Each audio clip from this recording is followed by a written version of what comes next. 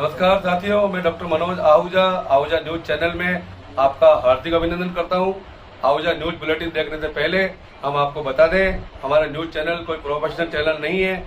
आपकी आवाज़ को उचित मंच तक पहुंचाना हमारी पहली प्राथमिकता है।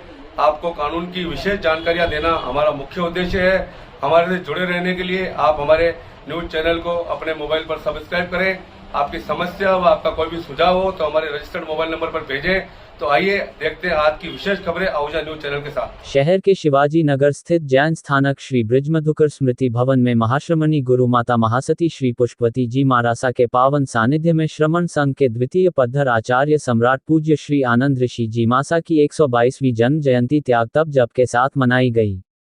उपप्रवर्तिनी सद्गुरुवर्या श्री राजमती जी महारासा ने फरमाया, पूज्य आचार्य आनंद ऋषि के मुख से मधुरता, मन में मृदुता, भावना में भव्यता, चिंतन में चेतना, व्यवहार में कुशलता और अंतःकरण में कोमलता थी। आपने सत्कर्म को धर्म समझा, सेवा को महान व्रत की तरह पाला, मधुर वाणी से उपदेश दिया। संघ की एकता के प्रबल समर्थक वास्तव में आनंद के धाम थे। साध्वी श्री ने आचार्य भगवंत के गुण स्मरण करते हुए अपने श्रद्धा सुमन अर्पित किए। साध्वी डॉक्टर राजरश्मि जी महारासा ने आज गुरु पुष्य नक्षत्र का महत्व बताते हुए कहा, इस दिन आयंबिल तप की आराधना का अद्भुत प्रभाव है। अत्र तत्र सर्वत्र पुष्टि तुष्टि शांति प्रदायक सर्वश्रेष्ठ पुष्य नक्षत्र है। सैकड़ों तप साधकों की अनुमोदना करते हुए उन्होंने कहा, तप से कर्मों की शुद्धि होती है। करोड़ों भवों के संचित कर्म तपस्या से जीर्ण होकर झड़ जाते हैं। आत्मा शुद्ध, तेजस्वी, बलवान और गुण समृद्ध बन जाती है। महासती वृंद की सत्प्रेरणा एवं समाज की आवश्यकता को समझते हुए भामाशाहो कांता देवी, अनिल कुमार सोनी, नीतू विमल सिंह, संपत राज, कालू सिंह मेहता, नेमीचंद, नरेंद्र, सूर्य प्रकाश कोठारी, संतोष देवी, संपत देवी, महेंद्र कुमार, संदीप कोठारी परिवारों द्वारा प्रवचन हेतु सभागार का निर्माण हुआ, जिसका उद्घाटन श्रीमान जितेंद्र कुमार, महावीर प्रसाद, शांति कुमार जामट परिवार ने करके अपने अर्थ का सदुपयोग किया एवं साधर्मी वात्सल्य के प्रति धर्म प्रभावना प्रकट की। आयंबिल तप करो लघु नाटिका महिला मंडल की ओर से प्रस्तुत की, जिसमें समता मेहता, निशा कोठारी, अंजू कोठारी, रिया मेहता, ज्योति मुनोत, सोनिया सुराना, चंचल मेहनोत, उमा मेहनोत, विनीता मेहता, श्वेता मूथा, सीमा ने भाग लिया। संघ के महामंत्री अनिल जी सोनी ने आयंबिल तपस्या करने वालों की हर्षपूर्वक अनुमोदना की। महिला मंडल श्री संघ की कार्यकारिणी के समस्त सदस्यों द्वारा आयंबिल की व्यवस्था सुचारू रूप से की। इसका लाभ श्रीमती प्रकाश देवी धर्मपत्नी राजेंद्र जी कोठारी, सतीश कुमार, अंकुर कोठारी परिवार ने लिया। धर्म सभा में ब्यावर से धर्मनिष्ठ सुश्रावक श्रीमान राजेंद्र जी कुकुलोल, निर्मल जी चोपड़ा की गौरवशाली उपस्थिति रही। श्री संघ की ओर से लाभार्थी परिवारों की अनुमोदना एवं अभिनंदन किया। एसोसिएशन केकड़ी द्वारा आज न्यायिक परिवार के 4 सदस्यों की पुत्रियों को बोर्ड की परीक्षा में उत्कृष्ट परिणाम लाने के अवसर पर उनके सम्मान में अभिनंदन समारोह का आयोजन कर एक अभूतपूर्व मिसाल पेश की है। बार संघ के अध्यक्ष भूपेंद्र सिंह राठौर ने बताया कि केकड़ी बार के सदस्य अपने अधिवक्ता साथियों, मुंशीगणों और न्यायाधीशों को एक न्यायिक परिवार के सदस्य के रूप में मानकर परिवार के सदस्यों के सुख व दुख में साथ रहते हैं। परिवार के सदस्यों के जन्मदिन व वैवाहिक वर्षगांठ पर कार्यक्रम का आयोजन करते हैं। उसी कड़ी में आज संघ के सदस्य अधिवक्ता मनोज आहूजा की सुपुत्री वृंदा आहूजा को केंद्रीय माध्यमिक शिक्षा बोर्ड की 10वीं कक्षा में 95.60% अंक हासिल कर अपनी कक्षा में प्रथम स्थान प्राप्त करने तथा अधिवक्ता राजेश शर्मा की सुपुत्री मानसी दाधीच द्वारा माध्यमिक शिक्षा बोर्ड राजस्थान की 10वीं कक्षा में 96.17% अंक हासिल कर मेरिट में स्थान प्राप्त करने अधिवक्ता गजेंद्र गर्ग की सुपुत्री अर्पिता गर्ग का राष्ट्रीय स्तर पर इंस्पायर अवार्ड के लिए चयन होने तथा बार संघ के मुंशी हरिशंकर चौधरी की सुपुत्री निकिता चौधरी को केंद्रीय माध्यमिक शिक्षा बोर्ड की 12वीं कक्षा में 90% अंक मिलने पर उनके सम्मान में समारोह का आयोजन किया गया। उन्होंने कहा कि बार संघ सहित न्यायिक परिवार के लिए यह अत्यंत खुशी का मौका था। इस अवसर पर बालिका मानसी दाधीच व निकिता चौधरी तथा बालिका वृंदा के पिता अधिवक्ता मनोज आहूजा को अपर जिला न्यायाधीश कुंतल जैन, अपर जिला न्यायाधीश अंबिका सोनी, अपर मुख्य न्यायिक मजिस्ट्रेट युवराज सिंह, अपर मुख्य न्यायिक मजिस्ट्रेट कविता राणावत, अध्यक्ष भूपेंद्र सिंह राठौर ने पुष्प गुच्छ व स्मृति चिन्ह भेंट कर उज्ज्वल भविष्य के लिए शुभकामनाएं व आशीर्वाद दिया। कार्यक्रम को संबोधित करते हुए जिला न्यायाधीश कुंतल जैन व अंबिका सोनी ने बार एसोसिएशन द्वारा किए गए कार्यक्रम की सराहना करते हुए इसे एक अच्छी पहल बताया। अपर मुख्य न्यायिक मजिस्ट्रेट युवराज सिंह ने बेटियों को आशीर्वाद देते हुए उनके परिजनों को बधाई देते हुए उन निकटवर्ती ग्राम चांपानेरी में बच्चों में हुए झगड़े के मामलों को लेकर उदयपुर हत्याकांड की तरह गला काटने की धमकी का मामला सामने आने का परिवाद उपखंड अधिकारी भिनाई को देने की जानकारी प्राप्त हुई है। मामले को लेकर पीड़िता ने गुरुवार को उपखंड अधिकारी प्रभात त्रिपाठी को ज्ञापन देकर सुरक्षा की मांग की है। उपखंड अधिकारी को दिए ज्ञापन में जैन मोहल्ला सदर बाजार चांपानेरी निवासी अंजलि पत्नी मुकेश गर्ग ने बताया कि हमारा मकान जैन मोहल्ला सदर बाजार चांपानेरी में स्थित है। उसी गली में आखिर में बाबू खां पुत्र करीम बख्श जाति मुसलमान का भी मकान स्थित है। करीब 15 दिन पूर्व मेरे बच्चे को बाबू खां के बच्चे ने पीट दिया था। इस बात का हमने बाबू खां व उसकी पत्नी रहीसा बानो को उलंबा दिया था तथा हमारे मोहल्ले व परिचित व्यक्तियों के समझाने पर उक्त विवाद उसी समय समाप्त हो गया था। लेकिन इस बात की रंजिश सकते हुए 14 जुलाई को मेरे देवर राकेश के साथ बाबू खां व उसकी पत्नी रहीसा ने मुख्य बाजार में मारपीट की थी, किंतु लोगों के समझाने पर हमने पुलिस थाना भिनाई में रिपोर्ट दर्ज नहीं करवाई थी तथा दिनांक 27 जुलाई को मेरे 2 वर्षीय पुत्र के साथ बाबू खां के पुत्र ने मारपीट की व शाम को करीब 7 बजे बाबू खां, उसकी पत्नी रहीसा, पुत्रियां रानू व रजिया एकराय होकर मेरे घर के बाहर आए तथा मुझे घर के बाहर बुलाया तथा जबरन बच्चों की बात को लेकर गाली गलौज करते हुए मेरे साथ मारपीट शुरू कर दी। मेरी चीख पुकार सुनकर मेरी नंद किरण दौड़कर बाहर आई तो इन लोगों ने उसके साथ भी मारपीट करना शुरू कर दिया। सांस सीमा देवी आई तो बाबू खां ने मेरी सांस का हाथ पकड़कर धक्का दिया व उनके सिर से लुगड़ी खींच ली। इस दौरान मोहल्ले के लोगों की मौजूदगी में बाबू खां ने मुझे धमकी दी कि उदयपुर में जिस तरह से गला काटकर हत्या की गई थी उसी तरह मैं तेरे बच्चे का गला काट दूंगा तथा उसके 2 टुकड़े कर दूंगा। मुझे पक्का मुसलमान कहते हैं। मुसलमान क्या चीज होती है तुम लोगों को अब पता चलेगा। हम गला काटकर हाथ भी नहीं धोते हैं, ऐसे मुसलमान है। तथा मुझे एलानिया धमकी दी कि तेरे परिवार का कोई भी सदस्य मेरे घर के आसपास आया तो उसको काटकर 2 टुकड़े कर देंगे। मारपीट करते समय रहीसा बानो ने मेरे पेट में जोरदार लात मारी जिसके मुझे पीरियड्स की समस्या हो गई तथा मेरी नंद के साथ भी मारपीट की जिससे हमें काफी अंदरूनी चोटें आई है। ज्ञापन में पीड़िता ने उदयपुर हत्याकांड की तरह मेरे बच्चे का गला काटने की धमकी देने वालों के विरुद्ध कानूनी कार्यवाही कर पूरे परिवार को सुरक्षा दिलाने की मांग की गई है।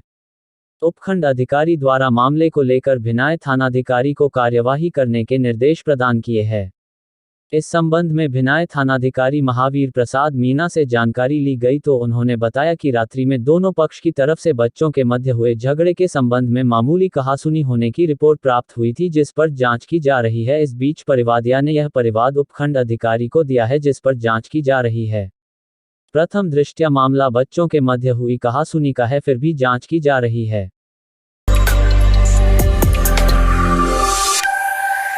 राजस्थान राज्य विधिक सेवा प्राधिकरण द्वारा प्राप्त दिशा निर्देशों के अनुसार आगामी राष्ट्रीय लोक अदालत 13 अगस्त 2022 को ऑनलाइन व ऑफलाइन मोड पर आयोजित की जाएगी जिसमें श्री लिटिगेशन के माम डिजिटल प्लेटफॉर्म पर रजिस्टर किए जा सकते हैं जिसका URL https://iselsa.jupiters.com/ralsa द्वारा प्राप्त दिशा निर्देशों के अनुसार प्री लिटिगेशन प्रकरणों में तथा पेंडिंग मामलों ये प्रकरण रखे जाएंगे। जिला विधिक सेवा प्राधिकरण के सचिव अपर जिला न्यायाधीश रामपाल जाट ने बताया कि निम्न मामले प्री लिटिगेशन प्रकरण लोक अदालत में रखे जाते हैं जिनमें मुख्यतः धारा 138 परक्राम्य विलेख अधिनियम, धन वसूली के मामले, गृहकर नगरीय विकास कर के मामले, शहरी जमाबंदी के मामले, व्यापारिक प्रतिष्ठानों एवं ग्राहकों के मध्य विवाद के मामले, भ्रम एवं नियोजनमधि मामले, बिजली पानी एवं अन्य बिल भुगतान से संबंधित मामले, भरण पोषण से संबंधित मामले, राजस्व विवाद से संबंधित मामले, राजस्थान काश्तकारी अधिनियम 1955 की धारा 136 व 183 बी के आने वाले अन्य मामले, सर्विस मैटर्स के मामले, उपभोक्ता विवाद, अन्य राजीनामा योग्य विवाद को प्री लिटिगेशन में रखा जाता है। निम्न पेंडिंग प्रकरण लोक अदालत में रखे जाते हैं।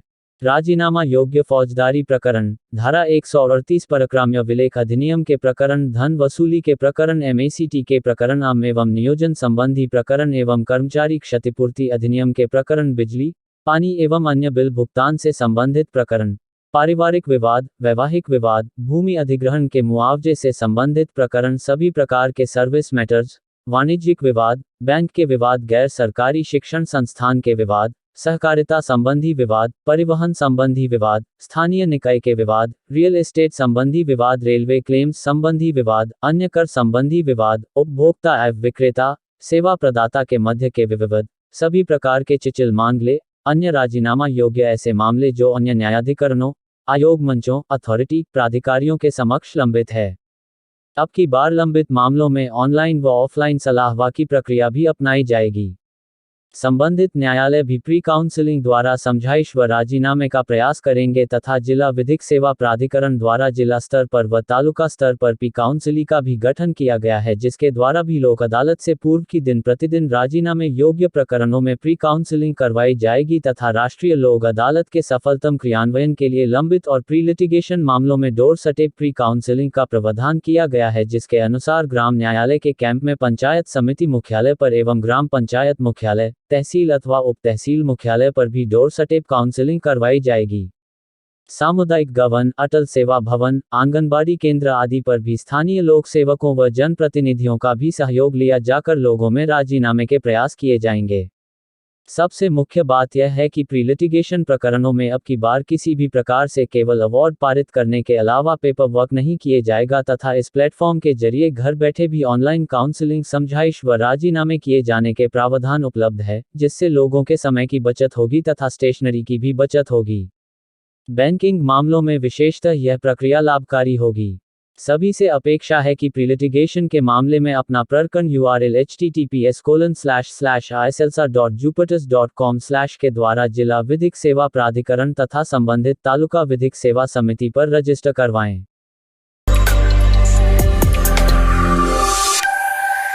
राजस्थान राज्य मानवाधिकार आयोग के अध्यक्ष जस्टिस गोपाल कृष्ण व्यास ने राजस्थान प्रशासनिक सेवा के अधिकारी राजपाल यादव को अवैध रूप से निरुद्ध करने का दोषी मानते हुए अनुशासनात्मक कार्यवाही करने तथा 75,000 रुपये की क्षतिपूर्ति की अदायगी उसके वेतन से करने के आदेश दिए हैं। प्रकरण के तथ्यों के अनुसार परिवादी विकास कुमार पुत्र महिपाल गुर्जर निवासी बलाना थाना सतनाली जिला हरियाणा दिनांक 20 जनवरी 21 को पुलिस थाना खेतड़ी जिला झुंझुनू द्वारा धारा 151 में गिरफ्तार कर उपखंड अधिकारी खेतड़ी राजपाल यादव के समक्ष पेश किया गया, जिस पर उपखंड अधिकारी ने उसे 25,000 रुपये की 2 तस्दीकशुदा जमानतें पेश करने पर रिहा करने के आदेश दिए थे, जो पेश नहीं करने पर उसे जेल भेज दिया गया था। परिवादी द्वारा 5 दिन बाद तस्दीकशुदा जमानत पेश करने पर उसे रिहा किया गया था। रिहा होने के बाद परिवादी ने उक्त आदेश के विरुद्ध अपर जिला न्यायाधीश खेतड़ी में अपील पेश की, जिस पर अपर जिला न्यायाधीश ने उपखंड अधिकारी खेतड़ी के आदेश को अपास्त कर उपखंड अधिकारी के आदेश को कार्यपालिकीय शक्ति का मनमाना एवं अनुचित प्रयोग मानते हुए परिवादी को अवैध हिरासत में भेजने का माना। परिवादी ने इस मामले में उपखंड अधिकारी राजपाल यादव के खिलाफ कानूनी कार्यवाही करने तथा अवैध रूप से हिरासत में रखने पर क्षतिपूर्ति राशि दिलाने की मांग की। आयोग के समक्ष परिवाद पेश होने पर प्रशासनिक अधिकारी राजपाल यादव व जिला कलेक्टर खेतड़ी से स्पष्टीकरण मांगा गया, जिस पर दोनों द्वारा प्रकरण के तथ्यों के बारे में बताते हुए कार्यवाही को विधिसम्मत होने का कथन किया।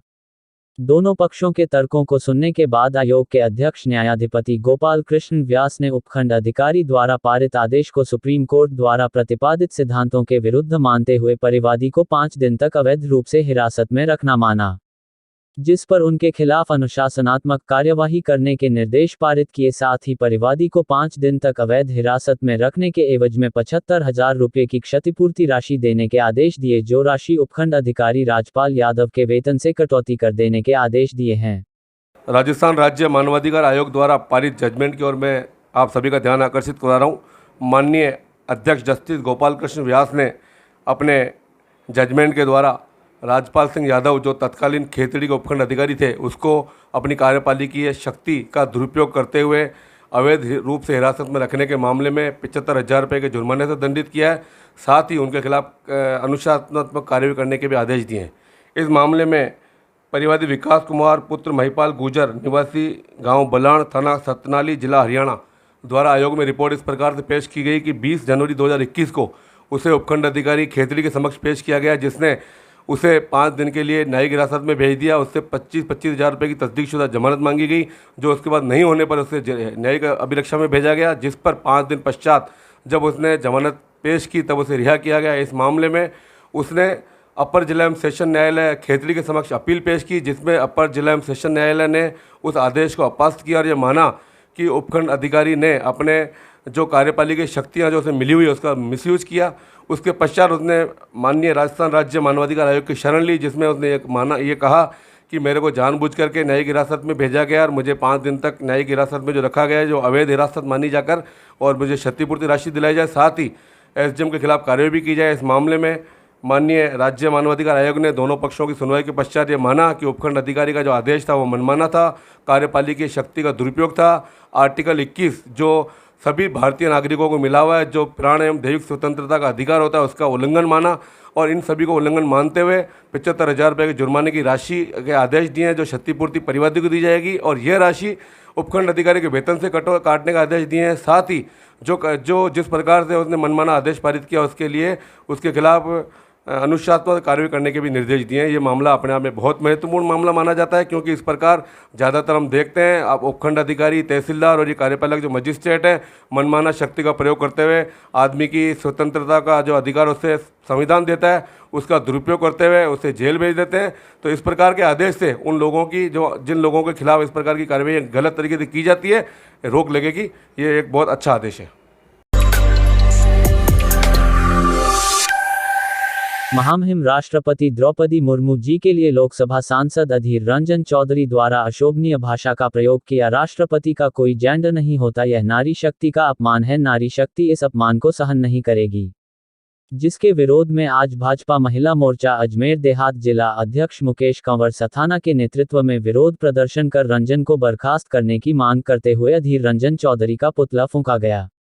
इस दौरान सीता देवी चौधरी, कमला देवी, माया सुंदर, गीता, लाली देवी, माना देवी, सुगनी, सुमन देवी, सुमित्रा देवी, सुनीता, जमुना देवी आदि भाजपा कार्यकर्ता बहनें उपस्थित रहे। प्रदेश की राजधानी जयपुर में फर्स्ट इंडिया न्यूज की ओर से future of tourism in forest and livelihood conclave कार्यक्रम का आयोजन मैरियट होटल में हुआ। कार्यक्रम के संबंध में जानकारी देते हुए फर्स्ट इंडिया संवाददाता अनिल साहू ने बताया कि फर्स्ट इंडिया न्यूज राजस्थान की ओर से future of tourism in forest and livelihood conclave Rajasthan के रत्न कार्यक्रम में ग्राम पंचायत भिनाई की सरपंच डॉक्टर अर्चना सुराना को ग्राम पंचायत क्षेत्र में सर्वश्रेष्ठ कार्य करने पर व 1100 से अधिक पौधरोपण करने सहित कई सराहनीय कार्य करने पर उनको first India news channel head Jagdish Chandra कातिल, RTDC chairman Dharmendra Rathore, cabinet मंत्री हेमाराम चौधरी आदि ने सुराना को प्रशस्ति पत्र व मोमेंटो देकर सम्मानित किया। कार्यक्रम में पर्यटन मंत्री विश्वेंद्र सिंह सहित कई ने शिरकत की। वहीं सम्मानित होने के बाद सरपंच डॉक्टर अर्चना सुराना के भिनाई पहुंचने पर उनके समर्थकों सहित ग्रामीणों ने मालाओं के साथ फूलों के गुलदस्ते भेंट कर उनका स्वागत कर कार्यक्रम में सम्मानित होने पर उनको बधाई भी दी। अर्चना सुराना के दिन भर दूरभाष पर बधाई देने वालों का तांता लगा रहा। कार्यक्रम में डिगी कल्याण के महंत व मालपुरा उपप्रधान मूल शंकर शर्मा भी साथ में मौजूद रहे।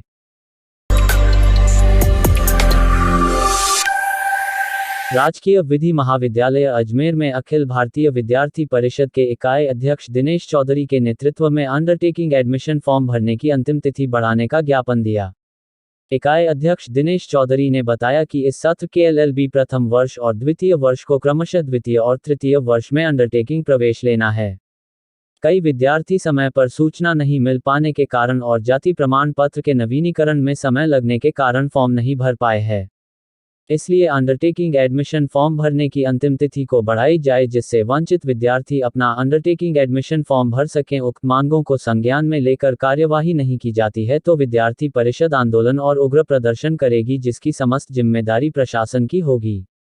इस अवसर पर इकाई उपाध्यक्ष रामदेव प्रजापति, रामकुमार कुमावत, लोकेंद्र सिंह हरसौर, रानी कंडारा, विक्रम सिंह, मनोहर, आरती, सुनील, हनुमान, प्रशंसा, सफी शेख, अब्दुल, मोहन, कन्हैयालाल आदि कार्यकर्ता और विद्यार्थी उपस्थित रहे।